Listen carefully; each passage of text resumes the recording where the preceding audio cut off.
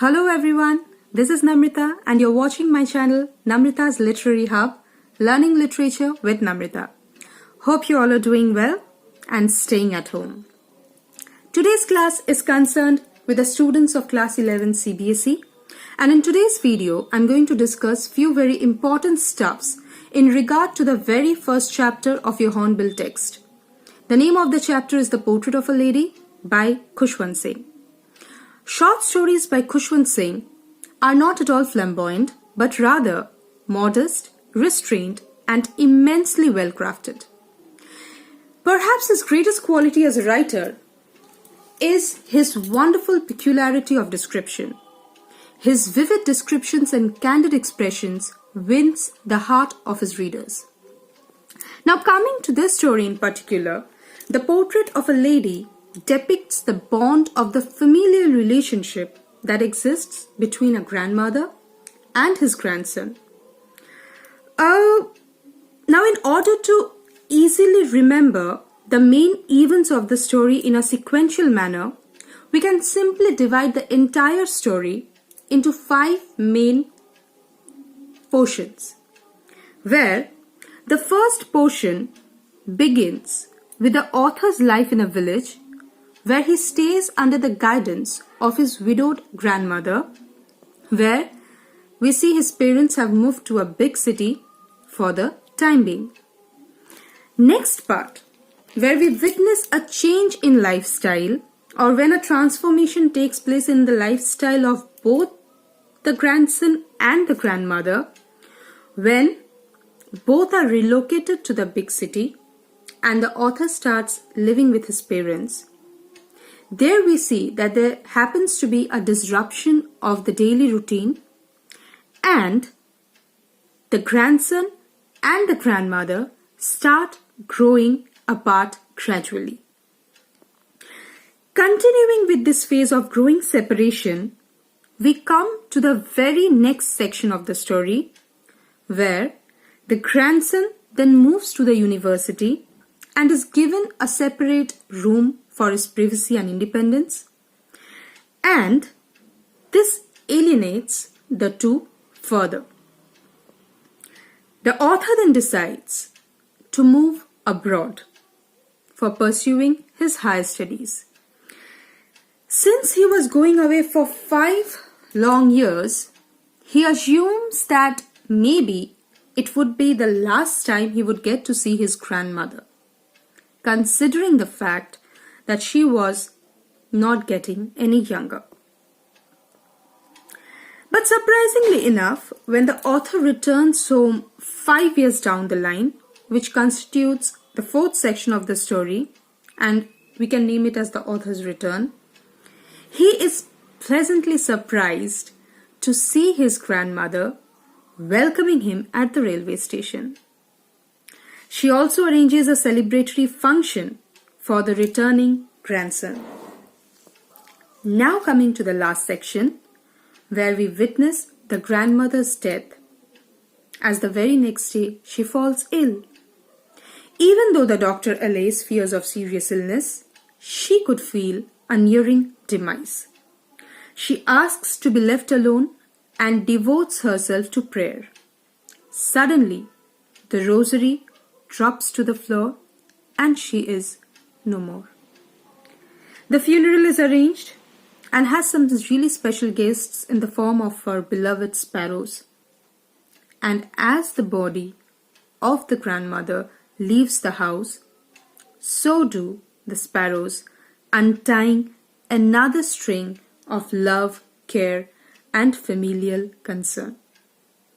So these are the main incidents or the main events of the story, and you can divide them easily into these 5 portions in order to remember them well and in a sequential manner.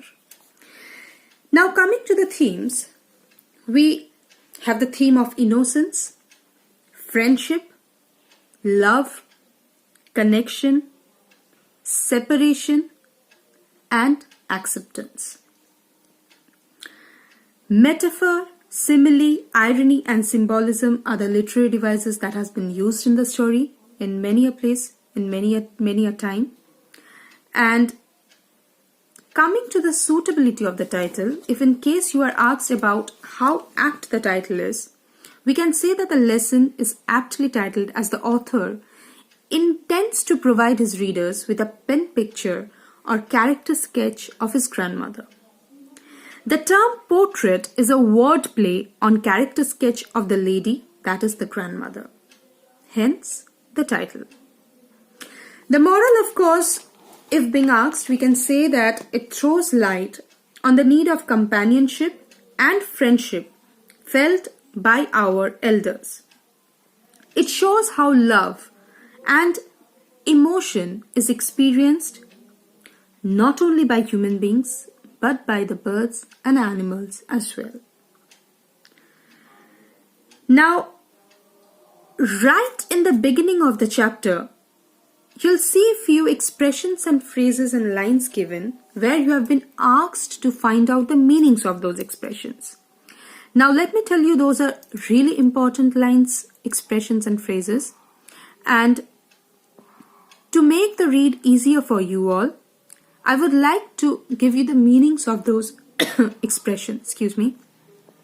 So kindly take them down. You can write them down. I'll read it out for you.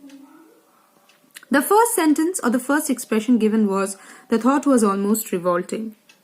This expression means that it was very hard for the author to believe that once his grandmother was young, pretty and beautiful.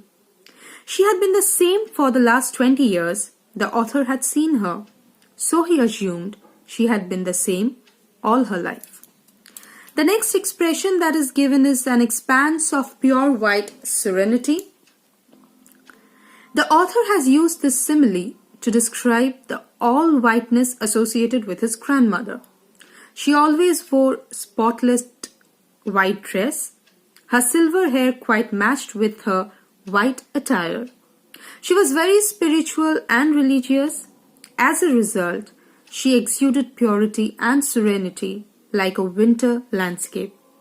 So the author has used this simile to describe her old age, white color associated with her, and the tranquility she spread all around with her presence. Coming to the third expression, a turning point. Here it refers to the moving to city brought many changes in her life. Changes such as she could not accompany her grandson to school and read scriptures. She could neither assist him in his studies. There was less of interaction between her and the author. Next, coming to accepted her seclusion with resignation. It means she accepted the new changes of the city life quietly and did not complain about it to anybody. A veritable bedlam of chirpings. It means the sparrows' collective chirping made a noisy ambience around the grandmother. Frivolous rebukes. This expression in the chapter means the grandmother would scold the sparrows lovingly when they sat on her shoulders or at times perched on her head. And coming to the last expression, the sagging skins of the dilapidated drum. This expression means on the author's return from abroad, the grandmother thumped the old loose skin drum and sang songs for many hours in the evening that day. She sang songs of homecoming warriors, as in the past, homecoming after a long time was celebrated by singing traditional songs of homecoming of warriors. So these are the meanings or the connotations of the important lines and expressions that is mentioned in your chapter in the beginning of your chapter. Keep them in mind, and this will help you. Knowing the meanings will help you to understand and comprehend the chapter in a better manner, much more easily. Go through the text thoroughly, underline the difficult words, write down their meanings, and try to figure out the underlying meaning of the text, underlying lesson of the text, and also try to read in between the lines.